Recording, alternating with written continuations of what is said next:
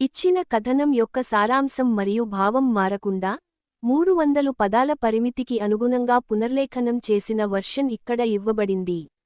పొదరిల్లు నేటి ఎపిసోడ్ విశేషాలు. మహాలక్ష్మి కాఫీ షాప్లో తన వదినను కలుస్తుంది. చక్రీని భర్తగా అంగీకరించావా అని వదిన అడగ్గా, ఎలాంటి పరిస్థితుల్లో పెళ్లి జరిగిందో నీకు తెలుసు, నేను తనని భర్తగా అంగీకరించను అని మహా స్పష్టం చేస్తుంది. దాంతో వదిన, అయితే వెంటనే విడాకులు తీసుకో అని సలహా ఇస్తుంది.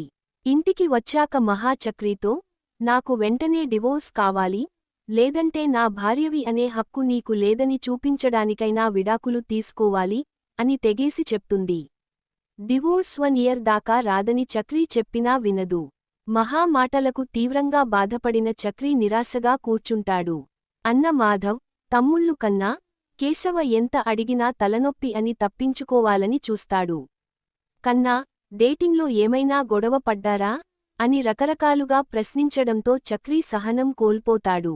చివరికి అందరి ఒత్తిడి తట్టుకోలేక, మహా తనని విడాకులు అడిగిన విషయాన్ని బయటపెడతాడు.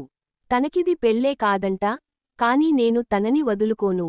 ఖచ్చితంగా ఇంకో 6 నెలల్లో, ఫిబ్రవరి 14 వాలెంటైన్స్ డే నాటికి తనే నాకు ప్రపోజ్ చేసేలా మార్చుకుంటాను అని చక్రీ ఛాలెంజ్ చేస్తాడు.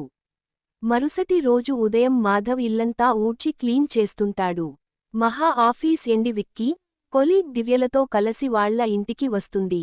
100 ఏళ్ల నాటి పాత ఇళ్ల నిర్మాణాలపై రీసెర్చ్ ప్రాజెక్ట్ కోసం తమ ఇల్లు చూడటానికి వచ్చారని మహా చెప్తుంది. పెద్దివాళ్లకు ఆప్యాయంగా స్వాగతం